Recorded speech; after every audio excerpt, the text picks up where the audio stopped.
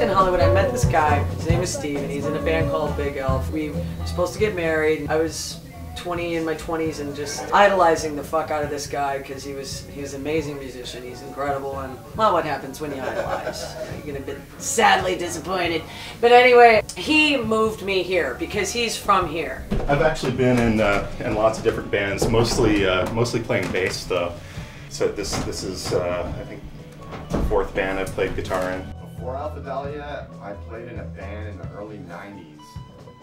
That was called the Bad Trip Orchestra. I at times wanted to go back to Hollywood because I couldn't believe I left my band for somebody that didn't really want to be with me. And you know what I mean? So I was a little scared living in Eugene, but then I went out after I left him and checked out a band, and it happens to be Joe, my bass player. We go way back. I was in a band called Roy G. Biv, and she came and introduced herself, I think, pretty soon after she moved to town. I walked in, I thought, well, maybe they might want to do some of my songs, and I gave them a tape, and I said, well, I'll sing backup for you. Well, tell them what I said when I heard your CD. Well, you tell them, and you said it. She's like, so what'd you think? And I said, well, why do you want to play with us?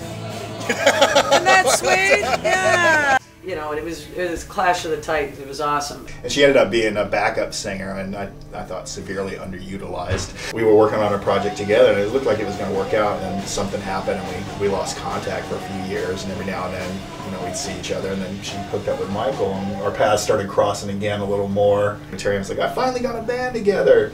It was Gossamer. It was me, Jamie Davis, and this guy Bruce. I filled in. Her bass player kind of, her previous bass player just kind of flaked on a radio show that they were going to do. And then afterwards, you were just slyly hinting, gosh, Joe, I really wish that you could play in this band. And I turned to her and I said, well, all you got to do is ask.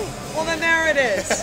And so I've been playing with him ever since, and I was friends with Sean back then, too. And it's just one day he saw us play at Wetlands, and he came out and was like, you know, what do you think, guys? And I was going like this. Bang, right?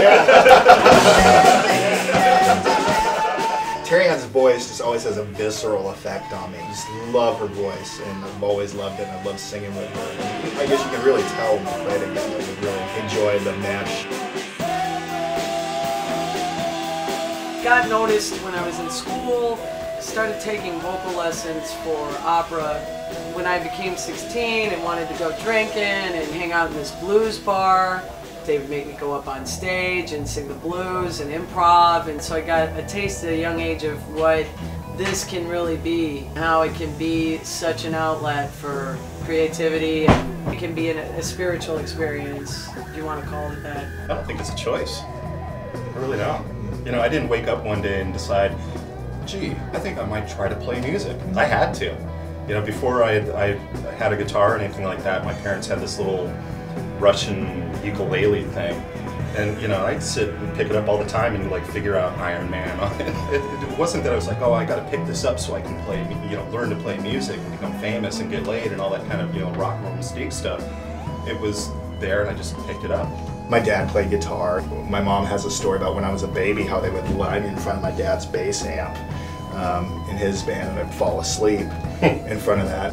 And we'd have, you know, rock and roll sing-alongs. It's all my dad's fault. Anytime he wanted us to hear anything, and it'd be like the new AC/DC album or the new Led Zeppelin album, and just would punch it in, like, as we're, you know, cleaning or whatever, or studying, and listen to this, and it'd just be loud. There's just always rock and roll music in my house. Always, always. Full-blown rock and roll, and there's nobody I grew up with that is not about rock and roll. Because it's Detroit Rock City. I played drums for a little while, and I used to be in the marching band, and then I moved to bass. I got thrown out of drum class. Showed up in 7th or 8th grade. I remember showing up to drum class without a pass. Where's your pass? I don't have one. I just kind of snuck. Get out of here! And then the only other music I did in school was marching band. You know, a little 16-year-old skinny punk with arms the size as matchsticks trying to hold up a cymbal like a hi-hat, and I'm just going. I'm like, hey, you. Jesus Christ, yeah. In Detroit early on in the 80s, oh yeah. I'd hear it all the time. Chicks don't belong in rock and roll. Chicks don't belong in rock and roll. I answered an ad once. I had to get really drunk for it, but I went to the practice with spandex on and a sausage in my pants because they didn't want chicks trying out as the lead singer. You know, girls have come a long way. It's hard to bitch and complain now, you know. But now that I think of it, when we were a trio, I had so much bullshit. But I got bullshit for being a girl, I did. And girl guitar player. Yeah.